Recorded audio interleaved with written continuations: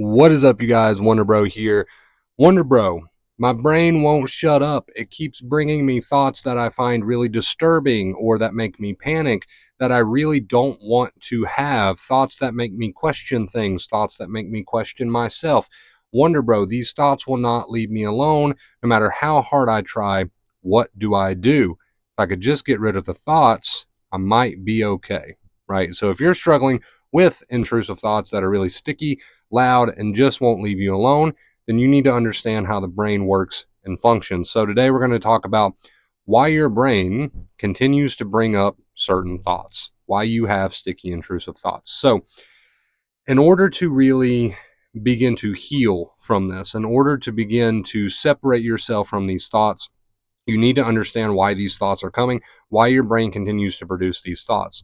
And the answer is quite simple. The brain does not think in terms of, my person likes these thoughts, so I'll bring them more, or my person doesn't like these thoughts, so I'll stop bringing them. The brain is a machine that thinks in terms of, my person plays around with these thoughts, my person reacts to these thoughts, my person gives these thoughts a lot of importance and a lot of attention, so they must mean something to my person, right? That's the only way the brain views it. You can't reason with your brain, right? You've already tried that.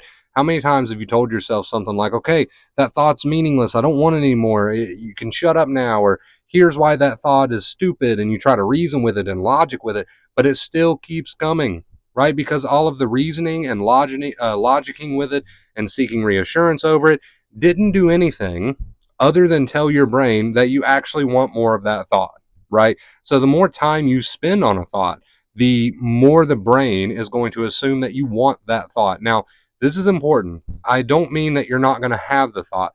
Having the thought, even if it's there and it's sticky and it's loud at times, doesn't mean you're spending time on it. When I say spending time on it, I mean investigating that thought, putting all of your attention on it and just looking at it and worrying over it and trying to figure it out and fight with it and solve it.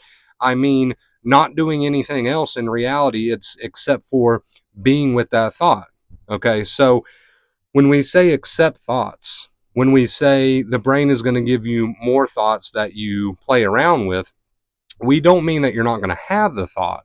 We just mean that the thought is there. How much importance and airtime are you giving it? Are you allowing it to be there and still focusing on reality, still living your life, what we call positive behaviors, which just means doing positive things, doing things you enjoy, whatever that might be, whatever you would do if you were already healed. So when we say the brain is going to give you more of the thoughts that you don't want as long as you're playing with them, we don't mean that you're not going to have the thought. We just mean quit playing with the thought. The thought can be there. It can be there like a barking dog. Sometimes that barking dog is going to be really loud.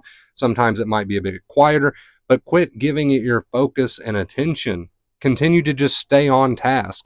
Just do the things that you would normally do. The thought can hang out. You can hear it. You can be aware of it. But just because you're aware of it doesn't mean you have to play around with it. You don't have to look right at it and focus on it and worry about it.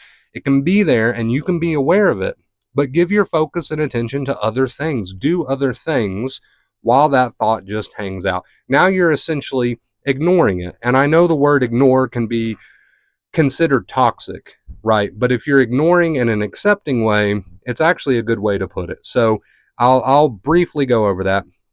To ignore something in a toxic way is to say to yourself, there's that thought that I don't want. Let me try to ignore it. Oh my God, I'm ignoring it, but it's still there. I'm still aware of it. That's toxic.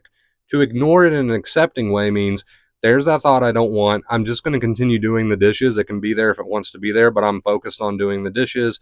And oh, this dish soap smells really good. And I'm almost done doing the dishes. What will I have for dinner? I can still hear that thought. That's okay. I've got other things to think about and do. That's ignoring in a healthy way.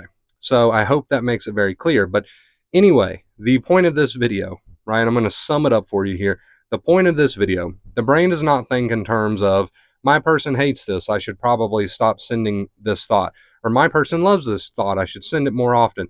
The brain only thinks in terms of, what does my person give importance to?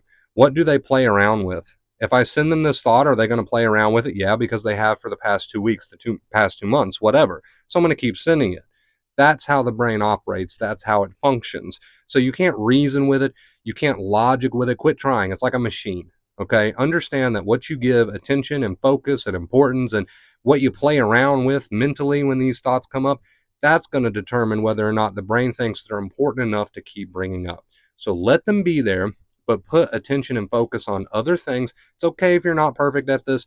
Don't overthink this, right? If this video has caused you to overthink at all, then all I want you to remember is this: thoughts and feelings can be there, but you got better things to do.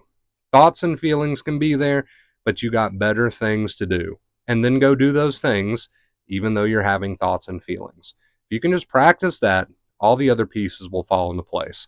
I love you guys. If you're interested in one on one personal coaching with me, I do phone calls, I do messaging. Reach out to me, DM me on any of the Vacate Fear social media: Facebook, Instagram, Twitter, all that good stuff. And I think that's it. Comment down below. Let me know. Let's see, what should we do today? Comment down below and let me know if I don't know. I'm out of ideas for this. If you have a good day, what was your favorite part of your day today? There you go. I love you guys. Leave a quick like if you enjoyed the video. It really helps spread the word. It helps the algorithm and helps us find other people that may desperately need this advice. And until next time, as always, stay awesome. Bye.